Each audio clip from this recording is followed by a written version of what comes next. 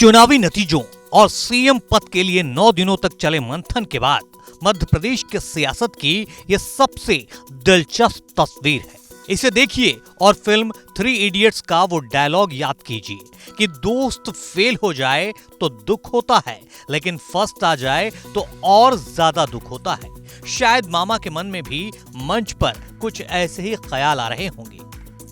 अगर भाव भंगिमा को समझने का हुनर रखते हैं तो इन तस्वीरों के मायने भी बखूबी समझ जाएंगे। मंच पर तमाम दिग्गज मौजूद हैं। उनके बीच वो हैं जो अब सीएम बनने वाले हैं। जी हां, शिवराज के राज में शिक्षा मंत्री रहे मोहन यादव।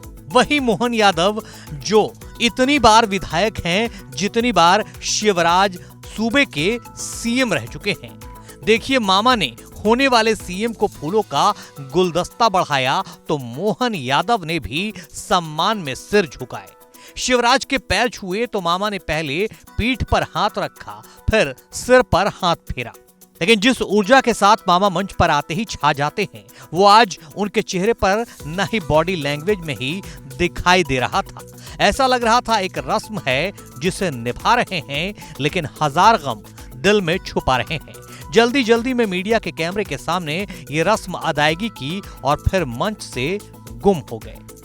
अब जरा ये दूसरी तस्वीर भी देख लीजिए। मोहन यादव को बीजेपी विधायक दल का नेता चुने जाने के बाद शिवराज सिंह चौहान राज्यपाल को अपना इस्तीफा सौंपने पहुंचे थे, लेकिन यहां भी दिल के अरमा आंसुओं में बहने वाला ही मंजर दिखाई दिया। मामा तो मौजूद थे, लेकिन अपने ही ख्यालों में कहीं गुम दिखाई दिए। मामा के सोफे पर बैठने का अंदाज ही देख लीजिए। ऐसे लग रहा है जैसे पैरों तले जमीन खिसक गई हो। सब अपनी अपनी जिम्मेदारी निभा रहे थे और मामा अपने ही ख्यालों में सीएम पद हाथ से फिसल जाने का शायद गम मना रहे थे। हो भी क्यों ना, जिस लाडली बहन योजना को मध्य प्रदेश जीत का ब्रह्मास्त्र माना गया, उन्हीं बहनों के भाई यानी मध्य प्रदेश के मामा को पार्टी ने दरकिनार कर दिया। शिवराज ने मध्य प्रदेश की जीत के लिए जी जान से मेहनत की थी। खुद आखिरी चुनावी सभा में कहा था, आचार संहिता के बाद आज तक मैंने 165 सभाएं की हैं। एक दिन में मैंने 12 से 13 सभाएं दौड़ दौड़ कर की। हेलीकॉप्टर से उतरकर दौड़ता था और फिर हेलीकॉप्टर पर दौड़कर चढ़ता था।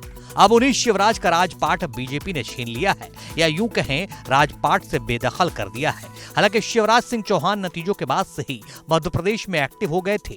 वो लगातार मिशन 29 के लिए जुट गए हैं। उन्होंने दो टूक शब्दों में कहा है कि मैं मध्य प्रदेश को नहीं छोड़ रहा हूं। तो फिर देखना दिलचस्प होगा कि मामा की सियासत का ऊंट किस करवट बैठता है।